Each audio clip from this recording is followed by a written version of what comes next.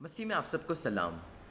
میرے عزیزوں، میں آپ سب کے ساتھ خداوند کا زندہ لا خطا اور لا تبدیل کلام ایک بار پھر شیئر کرنا چاہوں گا، اور آج میں چاہوں گا کہ آپ میرے ساتھ نکالیں متی کی انجیل، اس کا 7واں باب اور اس کی پہلی 15 آیت۔ The Gospel of Matthew chapter 7 verse 1 to 15، جس کی پہلی آیت کے اندر لکھا ہے، عیب جوئی نہ کرو کہ تمہاری بھی عیب جوئی نہ کی جائے، کیونکہ جس طرح تم عیب جوئی کرتے ہو اسی طرح تمہاری بھی عیب جوئی کی جائے گی، اور جس پیمانے سے تم ناپتے ہو اسی سے تمہارے واسطے ناپا جائے گا۔ میرے عزیزوں، اس بات کو سمجھانے کے لیے میں آپ کو ایک چھوٹا سا اگزامپل دوں گا۔ فار ایگزامپل میرے عزیزوں، آپ کا ایک روم میٹ ہے اور آپ کچھ دنوں سے دیکھ رہے ہو کہ وہ ہر روز لیٹ اٹھتا ہے، تو آپ اپنے دماغ کے اندر یہ سوچے لاتے ہو کہ وہ لیٹ کیوں اٹھ رہا ہے، یا کیا وجہ ہے، کیا کرتا رہتا ہے یہ پوری رات کی یہ لیٹ اٹھتا ہے۔ لیکن میرے عزیزوں، ہم جو اس کے بارے میں برا کہہ رہے ہیں، شاید میرے عزیزوں وہ اپنا کوئی پروجیکٹ کمپلیٹ کر رہا ہو، یا شاید وہ اپنے ایگزام کی تیاری کر رہا ہو تاکہ وہ زندگی کے اندر کچھ بن پائے، یا شاید اس کے اچھے گریڈ آ پائیں، اس لیے وہ من لگا کے پڑھ رہا ہو پوری رات۔ لیکن ہم میرے عزیزوں اپنے سوچوں کے اندر، اپنے خیالوں کے اندر، اپنے دلوں کے اندر اس کے لیے برا کہتے ہیں، جبکہ ہمیں سچائی کا پتہ ہی نہیں ہوتا۔ میرے عزیزوں، 3 ریزنز ہیں، 3 وجہیں ہیں کہ ہمیں عیب جوئی نہیں کرنی چاہیے۔ پہلی وجہ یہ ہے کہ ہم فائنل جج نہیں ہیں، خدا فائنل جج ہے، اور ہمیں خدا بننا نہیں چاہیے، ہمیں خدا بننے کی کوئی ضرورت نہیں ہے، کیونکہ میرے عزیزوں ہم وہی بولتے ہیں جو ہم نے کسی سے سنا ہوا ہے، چاہے وہ چیز جھوٹ بھی کیوں نہ ہو۔ دوسرا جو ریزن ہے میرے عزیزوں کہ ہمیں عیب جوئی نہیں کرنی چاہیے، وہ اس لیے ہے کہ ججنگ از اے بومرینگ۔ میرے عزیزوں، آپ نے بومرینگ دیکھا ہوئے گا کہ جب آپ اس کو ہوا کے اندر پھینکتے ہو تو وہ گھومتے گھومتے ہوا کے اندر آپ کے پاس واپس آتا ہے، اور اسی ڈائریکشن میں آتا ہے گھومتے گھومتے۔ اسی طرح سے میرے عزیزوں عیب جوئی بھی ہوتی ہے۔ آپ جس شخص کی، جس آدمی کی یا جس عورت کی آپ عیب جوئی کر رہے ہوتے ہو، ایک ٹائم آتا ہے کہ وہی عورت یا وہی شخص آپ کی بھی عیب جوئی کرتا ہے۔ اور میرے عزیزوں، جو تیسری وجہ ہے کہ ہمیں عیب جوئی نہیں کرنی چاہیے، وہ یہ ہے کیونکہ عیب جوئی ہمیں یہ سمجھواتی ہے کہ ہم دوسروں سے زیادہ اچھے ہیں۔ جب ہم دوسروں کے بارے میں اپنے خیالوں کے اندر برا سوچتے ہیں تو ہم یہ سمجھتے کہ ہم ان سے لاکھ گنا زیادہ بہتر ہیں، جبکہ یہ سچائی نہیں ہے میرے عزیزوں۔ وہ شخص آپ سے زیادہ بہتر ہوئے گا کیونکہ آپ اس کی عیب جوئی کر رہے ہیں اور آپ اس کے بارے میں برا کہہ رہے ہیں۔ اس لیے خداوند کہتے ہیں کہ عیب جوئی نہ کرو، کیونکہ تمہاری بھی عیب جوئی کی جائے گی، اور جس پیمانے سے تم ناپتے ہو اسی سے تمہارے واسطے بھی ناپا جائے گا۔ تیسری آیت میں لکھا ہے، تو کیوں اپنے بھائی کی آنکھ کے تنکے کو دیکھتا ہے اور اپنی آنکھ کے شتیر پر غور نہیں کرتا، اور جب تیری ہی آنکھ میں شتیر ہے تو اپنے بھائی سے کیوں کر کہہ سکتا ہے کہ لا تیری آنکھ میں سے تنکا نکال دوں۔ اے ریاکار، پہلے اپنی آنکھ میں سے تو شتیر نکال، پھر اپنے بھائی کی آنکھ میں سے تنکے کو اچھی طرح دیکھ کر نکال سکے گا۔ آمین۔ میرے عزیزوں، ہم انسان جب بھی کسی شخص کے اوپر پوائنٹ آؤٹ کرتے ہیں تو میرے عزیزوں، آپ نے نوٹس کیا ہوئے گا کہ جب بھی آپ کسی کے اوپر پوائنٹ کرتے تو جو باقی کی 3 فنگرز ہیں وہ آپ ہی کی طرف پوائنٹ کرتی ہیں. اب اس سے کہنے سے کیا مطلب ہے میرا؟ دراصل میرے عزیزو اس سے میرا یہ مطلب ہے کہ جو ہم پوائنٹ آؤٹ کرتے ہیں کہ یہ آدمی نے یہ گناہ کیا ہے یا یہ آدمی نے یہ برا کام کیا ہے، وہی گناہ اور وہی برا کام ہم اپنی روز کی زندگی میں کرتے ہیں، اور اس لیے وہ ہم اس گناہ کو اچھی طریقے سے پہچان پاتے ہیں اور ہم اس گناہ کو اچھی طریقے سے پوائنٹ آؤٹ کر پاتے ہیں کیونکہ ہم اس کو اپنی روز کی زندگی میں کرتے ہیں. اس لیے خداوند کہتے ہیں کہ اے ریاکار، تو کیوں اپنی آنکھ کے شتیر کو نہیں دیکھتا؟ اگر میرے عزیزو آپ اپنی آنکھ کے شتیر کو، اگر آپ اپنے گناہ کو اچھے طریقے سے نکال دو گے، تبھی آپ اپنے مسیحی بہن بھائی یا چاہے کوئی بھی شخص ہو، آپ اس کو بول سکتے ہو کہ لا میں تیری بھی آنکھ کا شتیر نکال دوں. میرے عزیزو جب آپ اپنے گناہوں سے اپنے ہاتھ دھو لو گے تو میرے عزیزو آپ دوسرے شخص کو بھی یا اپنے دوسرے بہن بھائی کو بھی بول سکتے ہو کہ لا میں تیرے کو بھی پاک کر دوں، تاکہ ہم خداون کی پاک مرضی کے مطابق چل پائیں. 6 آیت میں لکھا ہے،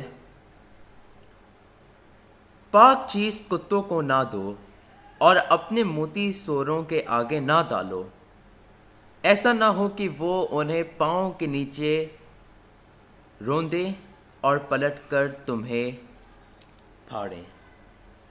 آمین. میرے عزیزو یہاں پہ جب خداوند یسوع مسیح کتوں اور سوروں کی بات کرتے ہیں تو میرے عزیزو دراصل خداوند یسوع مسیح فقی اور فریسیوں کی بات کر رہے ہیں. اب آپ کو معلوم ہوئے گا میرے عزیزو کہ جب بھی خداوند یسوع مسیح اپنا کلام دیتے تھے تو سب سے زیادہ جو تکلیف تھی وہ فقی اور فریسیوں کو ہوتی تھی، اور اس لیے خداوند یسوع مسیح اپنے شاگردوں کو یا جو جتنے بھی لوگ خداوند یسوع مسیح کے اوپر ایمان لاتے تھے ان کو بولتے تھے کہ تم ان لوگوں کے پاس کلام لے کے مت جانا، کیونکہ نہ یہ خداوند کے اوپر ایمان رکھتے ہیں اور نہ یہ تمہاری باتوں کے اوپر ٹرسٹ کریں گے. تو اس لیے اگر تم ان کے پاس جاؤ گے تو یہ اس کلام کو بھی پھینک دیں گے اور تمہیں بھی پھاڑ دیں گے.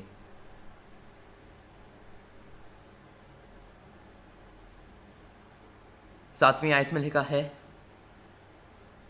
مانگو تو تمہیں دیا جائے گا، ڈھونڈو تو پاؤ گے، دروازہ کھٹکھٹاؤ تو تمہارے واسطے کھولا جائے گا.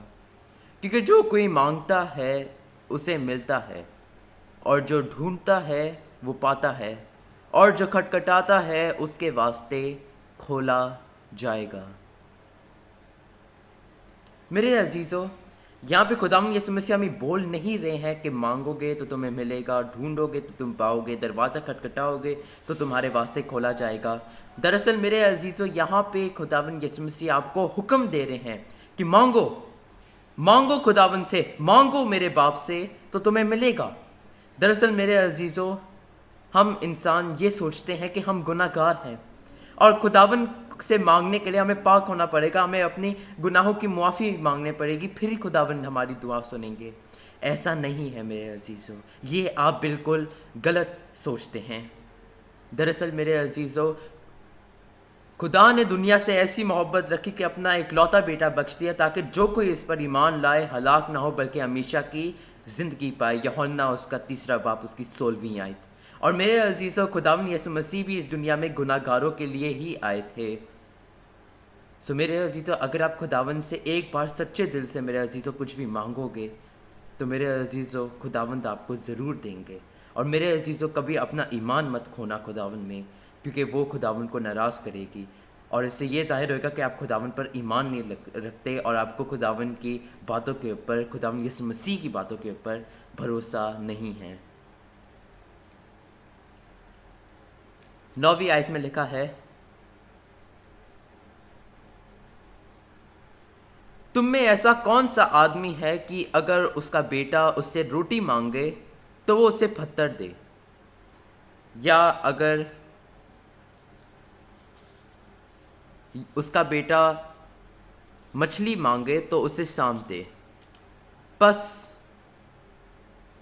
تو اچھی چیزیں دینا جانتا ہے تو تمہارا باپ جو آسمان پر ہے اپنے مانگنے والوں کو اچھی چیزیں क्यों ना देगा।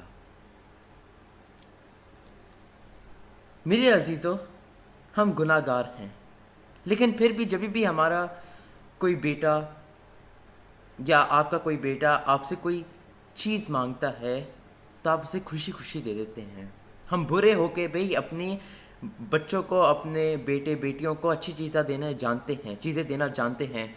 तो मेरे अजीज़ों, सोचें जो आपके पाक खुदावंद है वो आपको क्या कुछ नहीं देंगे अगर आप उनसे मांगोगे।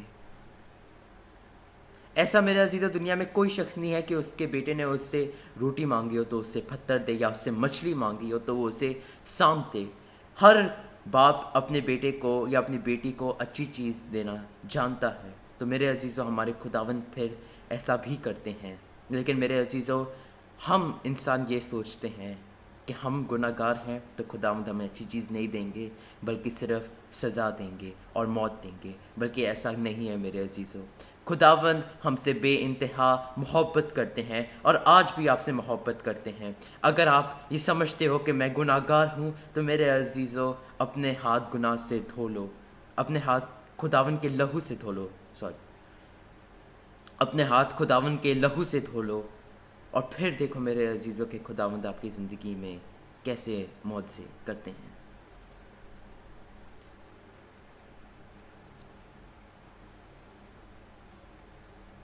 बारहवीं आयत में लिखा है, बस जो कुछ तुम चाहते हो कि लोग तुम्हारे साथ करें वो तुम भी उनके साथ करो, क्योंकि तौरेत और नबियों की तालीम यही है। आमीन। मेरे अजीज़ों, किसी के साथ अच्छा इसलिए ना करो कि आपके साथ भी वो अच्छा करेगा। किसी के साथ अच्छा इसलिए नहीं करो कि वो आप ये समझो कि वो आपके साथ भी अच्छा करेगा। शायद वो आपके साथ अच्छा ना करे, शायद वो आपको बुरा भला करे, शायद वो आपकी ऐब जोई करे। मेरे अजीज़ों, उसके लिए अच्छा चाहो, क्योंकि खुदा भी आपके लिए अच्छा चाहते हैं। हम गुनाहगार हैं मेरे अजीज़ों, लेकिन फिर भी हमारा बाप हमारे लिए अच्छा चाहता है। तो मेरे अजीज़ों, आप फिर क्यों नहीं दूसरों के लिए भी अच्छा चाहते। जैसे आए हमारे बाप में लिखा है कि आए हमारे बाप, तू जो आसमान पर है, तेरा नाम पाक मना जाए, तेरी बादशाही है, तेरी मर्जी जैसे आसमान पर पूरी होती है ज़मीन पर भी हो। हमारे रोज़ की रोटी आज हमें बख्श दे, और जिस तरह से हम अपने कसूर वालों को मुआफ़ करते हैं। मेरे अजीज़ों, अगर आपका कोई कसूरवार है जिसके साथ आपने अच्छा किया और उसने आपके साथ अच्छा ना किया हो, उसने आपके साथ बुरा किया हो, तो मेरे अजीज़ों उसको मुआफ़ करना सीखे। जिस तरह से खुदावन ने अपने बेटे को इस दुनिया में भेजा ताकि वो अपनी जान दे के हमारे गुनाहों की माफ़ी हमें दिला पाए, हमें मुफ्त की नजात दिला पाए, उसी तरीके से मेरे अजीज़ों दूसरों के साथ भी अच्छा किया करो। 13 आयत के अंदर लिखा है, 13वीं आयत के अंदर लिखा है, तंग दरवाजे से दाखिल हो, क्योंकि वो दरवाज़ा चौड़ा है और वो रास्ता कुशादा है जो हलाकत को पहुंचता है, और उसके दाखिल होने वाले बहुत हैं, क्योंकि वो दरवाज़ा तंग है और वो रास्ता सुकरा है जो ज़िंदगी को पहुंचता है, और उसके पाने वाले थोड़े हैं। आमीन। मेरे अजीज़ों, खुदावंद यीशु मसीह ने अब हमारे सामने 2 चॉइसेस रख ली हैं, एक चौड़ा दरवाज़ा और एक तंग दरवाज़ा। चौड़े दरवाज़ा मेरे अजीज़ों, वो अगर चौड़ा है तो मेरे अजीज़ों अंत में वो कम होता जाएगा, कम होता जाएगा, कम होता जाएगा, और एक टाइम आएगा मेरे अजीज़ों कि आप उसमें फंस जाओगे और मर जाओगे, जिसका अंत मौत होएगा। और मेरे अजीज़ों, जो तंग दरवाज़ा होएगा वो मेरे अजीज़ों अगर तंग है तो वो एक टाइम आएगा, वो बढ़ता जाएगा, बढ़ता जाएगा, बढ़ता जाएगा, और आपको ज़िंदगी के अंदर पहुंचा देगा, अब्दी ज़िंदगी के अंदर पहुंचा देगा। सो मेरे अजीज़ों, खुदावन ने आपके सामने ये चॉइस रख दी है कि क्या आप उस तंग दरवाजे से दाखिल होगे या उस चौड़े दरवाजे से। चौड़े दरवाजे में मेरे अजीज़ों शैतान का हाथ है, जहाँ पे आपको शैतान की चीज़ें, शैतान की हरकतें, गुनाह मिलेगा, जिसमें मेरे अजीज़ों आप आंख बंद करके भी चल सकते हो। लेकिन मेरे अजीज़ों जो तंग दरवाज़ा होता है वो बहुत छोटा सा होता है, जहाँ पे मेरे अजीज़ों आपको हर कदम خدا کا نام لے کے چلنا ہوئے گا، کیونکہ میرے عزیزو ہر قدم میں آپ کو مشکل دکھے گی، لیکن انت میں آپ ہمیشہ کی زندگی پائیں گے۔ سو میرے عزیزو، یہ چوائس آپ کی ہے کہ کیا آپ نے ہمیشہ کی زندگی پانی ہے یا ہمیشہ کی موت۔ خداوند مجھے اور آپ سب کو اس کلام کے وسیلے برکت بخشے اور عمل کرنے کی بھی توفیق عطا کرے، آمین۔